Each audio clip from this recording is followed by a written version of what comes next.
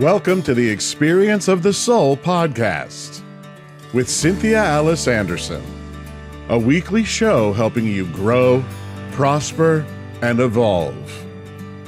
Today, episode 336, The Law of Letting Go. And now, Experience of the Soul. Hello, dear friends, and welcome to the Experience of the Soul podcast. My name is Cynthia Alice Anderson. I'm excited to be in the studio today with my brilliant producer, Mr. Shawn Kilgore. Well, thank you so much. I think you're brilliant also. It's a mutual admiration there. We're part of the Mutual Admiration Society. I love it. Welcome, everybody, to episode 336 of the Experience of the Soul podcast. We are in week 4 of our 7-week series on the 7 spiritual laws of release. Hopefully, you've had the opportunity to get your copy of the book. I don't know what that was. And you're following along with us where we are right now. We are on, like I said, week 4. This is the law of letting go. So today, we're talking about releasing what is weighing us down. And boy, do we need some of that. Me and Shawn had a 30-minute touch-in before we started. Yeah, I feel like I should have paid you for a session there. No. No, we both shared. Yeah. And you're not wrong. You're not wrong. And, we're all on this journey. And friends, one of the things I pride myself about the show is we do try to be authentic. We also want to bring you a show and not have this be our therapy session. That said, today is so important. And all of these laws, of course, you're learning. It's why it's called 7 spiritual laws of release. It's always a different level of release. And I just want to say to you, practice the law. Trust me on this because it will help. And interestingly, the people that we're going to shout out to today are big followers, and they do this work, and it makes me so happy that we've had been doing shout outs again to say hi to our friends that are joining us online and listening to the show. Absolutely. So today we are shouting out to a loyal follower on Facebook and good friend, Susan Albers. Susan is the best. Susan's been so important to me, and she and her husband, and even the kids. I mean, last show I was talking about the giveaway, and I remember 20 years ago, 25 years ago, when their son needed a camera for a class, and I gave him my Canon AE1 program for him to use. So it's really funny. Susan, thank you for listening. I love you and your whole family, and I'm delighted and blessed that we're still connected. Susan lives in Kansas with her family, and beautiful, beautiful soul. Awesome.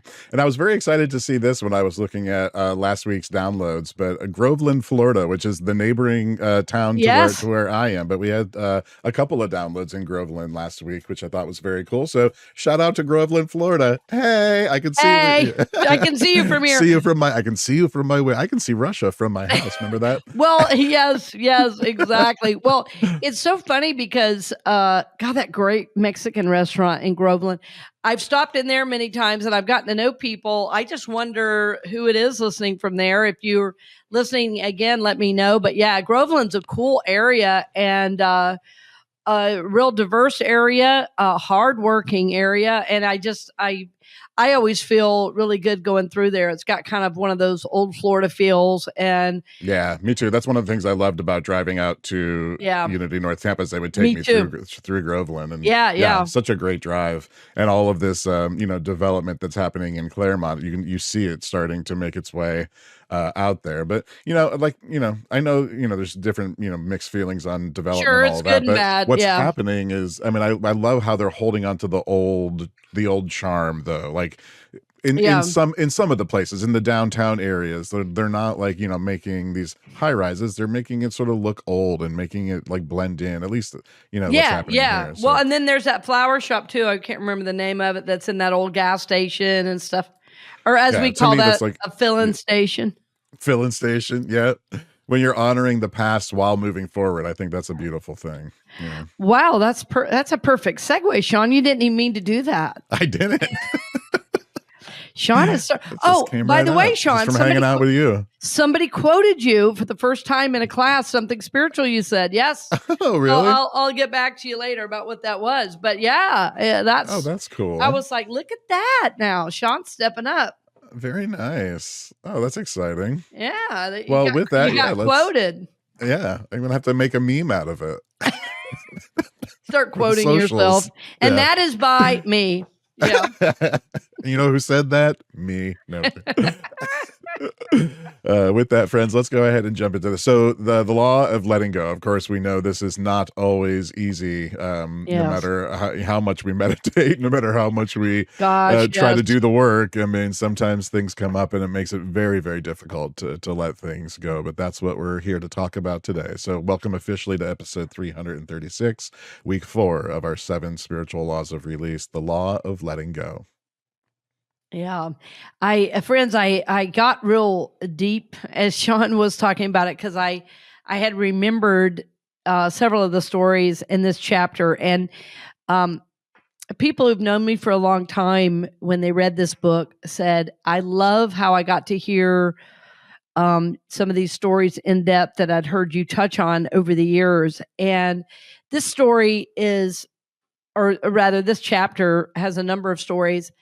And it's a really profound law. The law of letting go is really about releasing on the emotional level. You know, last week was more about the physical, working with your home, with things that you might want to release, you know, to minimize the drag on your energy so that, you know, you could be more fully flow and grow more easily. And this one is about releasing on the emotional level, and some people call it emotional baggage, but the idea is that I love, and I adopted from one of my favorite movies of all time, The Matrix, was where it's called your residual self-image, that really to move forward into the good that God has for you, to realize how much is available to us, that our old idea of ourselves, or as the Matrix called it, our residual self-image, is based in the personality. And we know from psychology that there are levels of development, you know, 0 to 3, 0 to 5, and then 6 to 12 and 13, you know, on up, you know, that there are certain stages of development. There are certain stages to our emotional awareness. And during those stages, we learn how to get our needs met. We learn how to get love. We learn how to get acceptance. And, you know, we frankly take on aspects of the personality. In other words, we mold and shape our way to get loved and accepted. And there's nothing wrong with that. As a matter of fact, that was brilliant of you to do so, because it's how you could live. It's how you can make it. You know, psychology, you know, we've learned, and even from the medical community, you know, kids have to have love to survive, right? So if you took on personality, it's called being human, right? We all have to, because it's a part of our growth and development. But what we learn is that as we grow and develop, you know, as we mature in age, if we keep acting like we're 3 years old, 5 years old, 8 years old, and we're 35 and 40 years old, we're going to have a problem, because you can't solve adult problems with a kid emotional awareness. And so what happens is that sometimes as we age, if we're not doing the emotional work, we have to consciously start doing it, which is what this chapter is about, is really getting clear about, wow, you know, if I'm a soul and I'm more than my personality, how do I, or how am I meant to walk through the world? How am I meant to walk through the world? Am I meant to live from this personality self that got developed, or is there more to me? Is there more to me? And of course, I love to say always that if you're listening, I want you to know my belief, my awareness is that God loves you, that God's will for you is good, that there is enough for you, that it doesn't matter if you're old or young, gay or straight, black or white, Asian, Mexican, American. It does not matter if you're Russian, if you're Chinese, if you're Ukrainian. It does not matter. God loves you. No matter what. You cannot get out of that. God simply loves you. And yes, God loves you as you are, but that doesn't preclude the need to grow, because we see everything around us in nature grows. It's normal to grow. We see it in our physical bodies, how we grow. We don't stay a baby, we grow and mature. We go from crying and having to be held to crawling to walking to speaking to singing to dancing, some of us, to developing things, to drawing, to, creating. So it's very, very normal to want to grow. And what we learn over time, and psychology's helped us with this, our study of spiritual things and the Bible has helped us with this. Study of the Eastern teaching has helped us. We have learned that if we hold on to our original self-image, that it is limiting what God can do. It's that simple. If we are holding on to the past as if the past is happening now, we're not living in the present. We're living in the past. And as I said last week when we were talking about things around our home, one of the reasons we were releasing things from the home is that they reminded us of a past or a painful past. Or maybe there were things even that we loved, but that it was time to go to somebody else, right? And so we realize as we free this up physically, now it's time to go a little bit deeper and do the emotional work. So it's like, what am I holding on to in terms of my self-image? And I want to give you a couple examples of how that can look.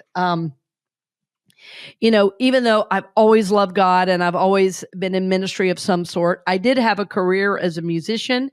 I was a player, a percussionist, and I was a conductor. I conducted a youth orchestra. I did kids camps, for music. I taught private lessons. I even for a while did music retail where I worked with teachers and players from all over. And, I loved my life then. And when I finally decided to go to ministerial school, I kept moving around, my music scores. I had studied scores and you can't imagine the music I had. I mean, just trunks of music, of recordings of. And when I moved to Orlando, it wasn't until I moved to Orlando in 2007. Was it 2007? I believe I had all these scores and I had my old a baton with me, and I'd just done all this release work because I was releasing my life as a musician. Now, even though I'd already gone to ministerial school, even at the beginning, right before ministerial school, I was still playing and teaching, even in Kansas City. So for a year, I played with Unity Village in the band and stuff like that. So I had still continued some of my music career. So I hadn't made the shift from musician to minister. And after I moved here and I was looking at these scores, and I had done this big process of release, and it was using Jane Elizabeth Hart's 7 Steps. And as I got done with the release, it was releasing my image as a musician. And I knew I would always have music, and I do, but I felt like I was still viewing myself as a full-time musician, and I wasn't fully owning my identity that I was moving into. Now, it wasn't about taking on the mantle of minister, but it was about being present to where I was serving. It was about being present to my soul and being more than what I had been. Even though being a musician is wonderful and fabulous, it was not the arena I was moving into, and I wanted to be fully aware. And so I was trying to let go of my residual self-image of that self that I had been very, very attached to. I loved the musical world. I grew up in music. I loved conducting most of all. And even today, I miss it still. I still really miss it. But as I moved, and I had just finished this, release process, and I was looking at my musical scores. The scores are the books that have all the parts that all the orchestra plays. I had Dvorak, I had Mozart, I had Stravinsky. I mean, just all these scores. And I had this special baton I had used. And I got to my first church in Orlando, and the son of one of our members was a musician. And he was feeling really guided to conduct. And so in my prayer time, this is in my first year in Orlando, I was really guided. Those scores and your baton go to this young man. And I gave them to him. And first I had to do the release on the emotional before I was ready, in this case, to give those away. And interestingly, I ran into him about 4 years ago and he said, "Look what I'm using." And he still had that baton. So I knew I'd given it to the right person, and I knew that he was blessed by it. And I also knew me doing that helped me further release my attachment to my residual self-image, that old self-image. So it doesn't mean, when I talk about releasing the past and letting go, it doesn't mean that self was bad. As a matter of fact, I love that self, but it was about that being my identity. I think I'm probably a better musician now that I'm less attached to that identity because I just love music in a different way. And I emulated people I loved and adored as a musician. And that really helped me for a long time. But it was time to move into my calling and my authentic self. It says in the book on page 65, it says, "The letting go is a very healthy thing as we grow out of old ways of being. The new ways of being want to come forth from us. But to do so, release in the area of the emotional nature is required." So, especially if the release is you're releasing deep family of origin things. Forgiveness, which is a part of this process, plays into this chapter and the next, which is the law of forgiveness, because forgiveness is one of the keys to releasing. It's one of the keys to releasing certainly old toxic energy out of your life. So, but simply the desire to be present, simply the desire to begin to let go of the past, you will be guided as to which area of the past is holding you back at this time. Like for me, during that time of moving into my ministry in Orlando, it was important for me to release that image of myself as a professional musician, simply because that would have held me back from embodying this new role I was to play. Having said that, I also was very aware that my essence was bigger than the role I was playing. But to be fully present into that role, I had to release this old self-image. I know many of you listening have probably changed careers, and it's not just about changing careers, but it's about moving into a new consciousness that might be required for you. Then the old, has to be released. Or what do we do when we get somewhere new? We simply repeat what we did before. I learned as an associate minister that, because I'd been associate minister in Phoenix. And, as a musician, as a conductor, if people were wrong, you simply corrected them and went back to the music and, you played it again. Well, in church work, if you just correct somebody and then move on, somebody's going to feel like, oh, they don't love me or whatever. And I had to learn as a minister, you handle problems a little bit differently than I did as a conductor and as a musician. I had to minister, I had to understand, I had to listen more, I had to, so that was the beginning of the change in consciousness when I was in Phoenix as an associate for several years. But it really wasn't until I moved to Orlando that I feel I could fully release that life and that I could fully release that energy. So it's about releasing your emotional baggage, your emotional attachments to who you have been, and moving into the reality of the present. Who am I called to be now?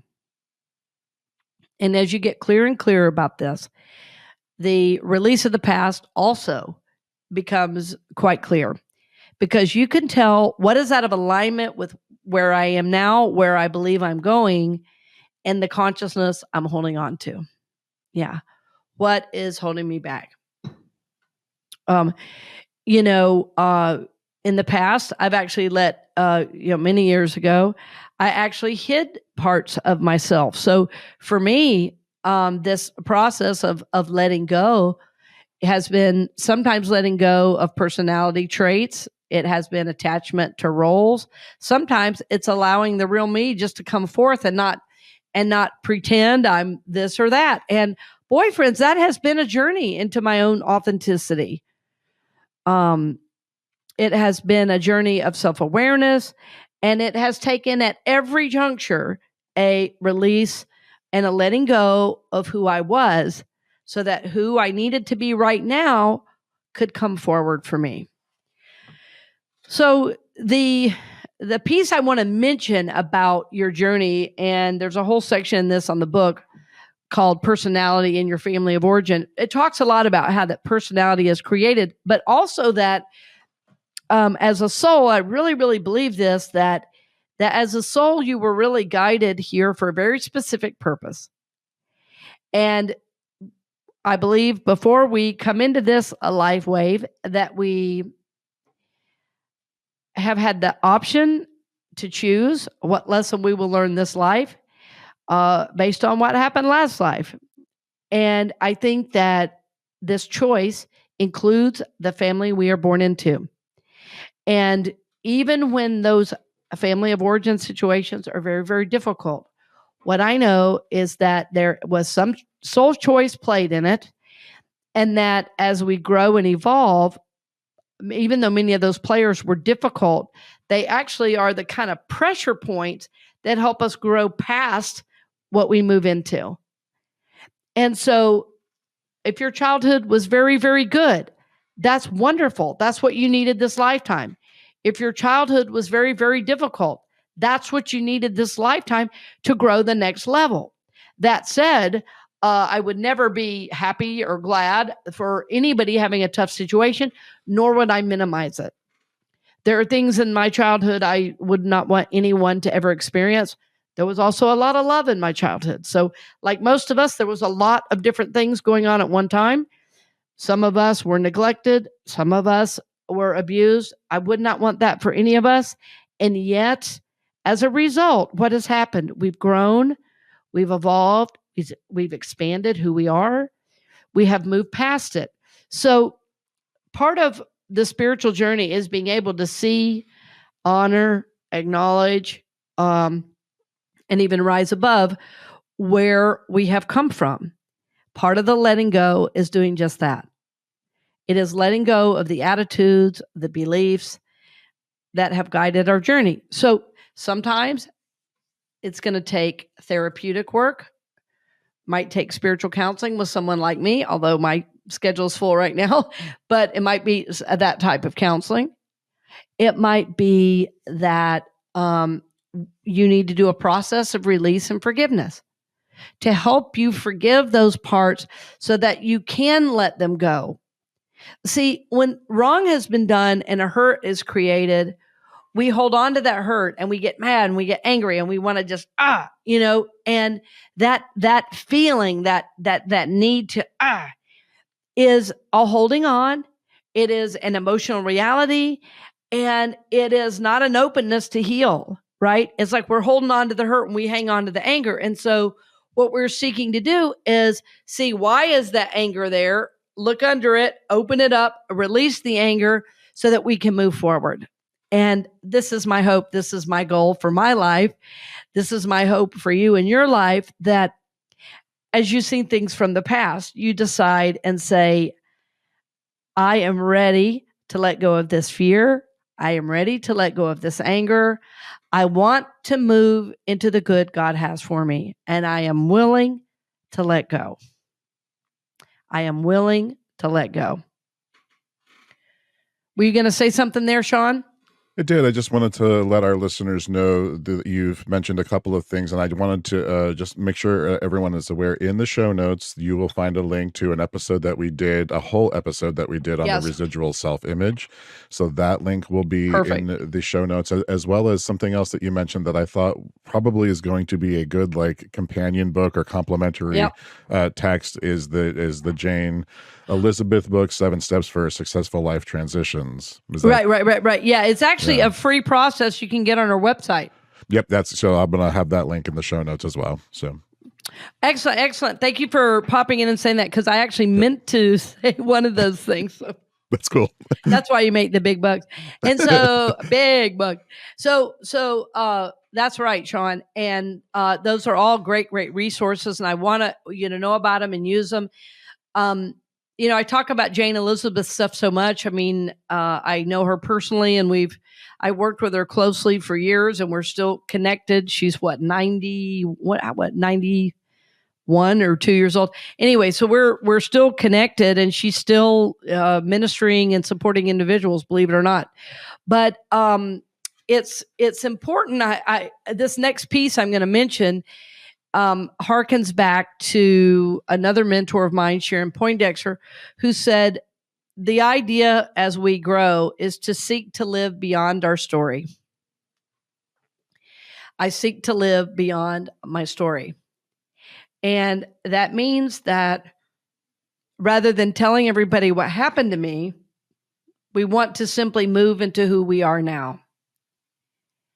And she said, you can tell you're living in your story if you seek to tell it every time you're talking to somebody. You want to say how bad it is and all the pain you're in and all the drama you're in and everything that happened to you. That's how you know you're living in the story. And to seek to live beyond your story doesn't mean we're in denial. It simply means we've dealt with the past and we now seek to live beyond the story. In other words, I am more than what happened to me. I am more than what happened to me. I seek to live beyond my story.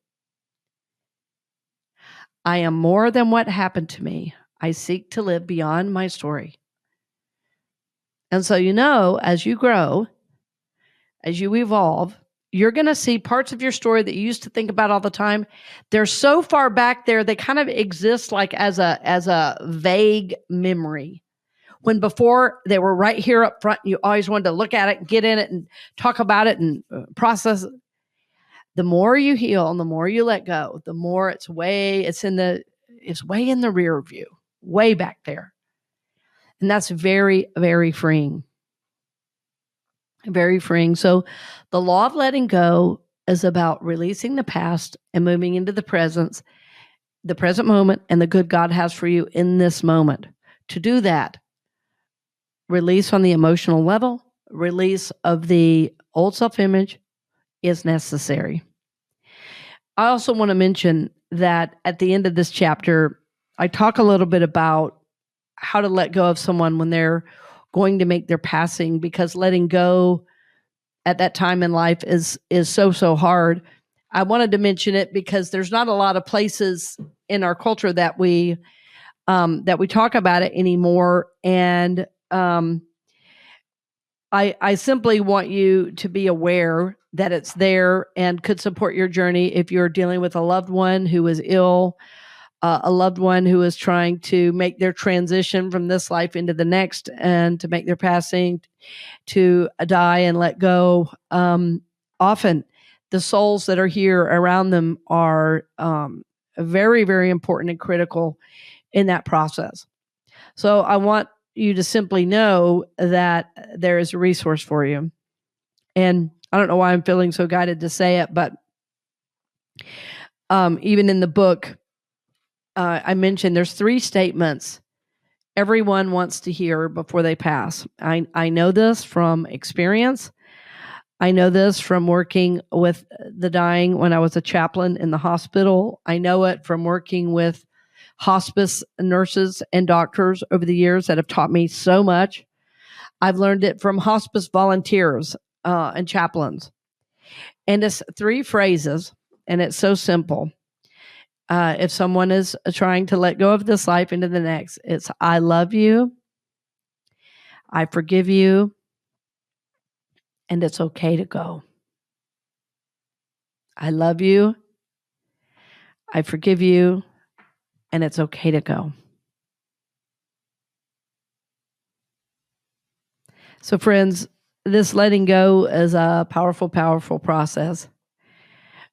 we've started this 7-week series with, first we talked about giving in the financial life, giving to the place of your spiritual feeding. And we talked about service, giving out to the world. And then we talked about what do I need to release in my home and on the physical level. And this law right here is what deepens the whole thing. You can do all those first 3, and if you don't do this, you're not going to get the benefits of the spiritual journey. This releasing and letting go of our old self, our old view of ourselves, the personality self. You absolutely need to work on the emotional level to move into living from the soul. This is a beautiful, beautiful opportunity for you.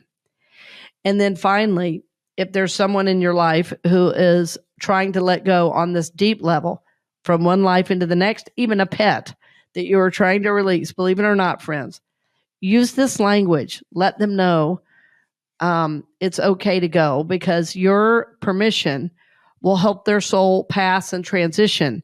And that will help bring them great, great peace on the journey. So, my dear friends, I honor you. I bless you for listening. I'm thrilled that people are listening all over the country and around the world. I love that we just got a notice that another 5,000 people downloaded the show. And we're just honored to bring you these messages. And my hope is that you'll really listen deeply, that you'll follow these principles, and you will see for yourself how life becomes full of more joy, of more hope, of more peace, of more freedom for you as you live from the soul. So, dear friends, thank you for joining us today. As always, I look forward to seeing you next week, and blessings on the journey. We hope you've enjoyed this episode of the Experience of the Soul podcast with Cynthia Alice Anderson, helping you grow, prosper, and evolve. This podcast is made possible because of listeners and viewers just like you. If you would like to support the podcast with your tax-deductible contribution on an ongoing basis or through a one-time gift, head on over to experienceofthesoul.com/support.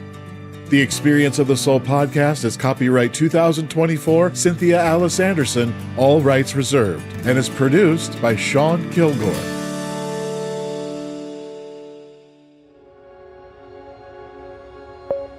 A production of the Soulworks Group, Incorporated.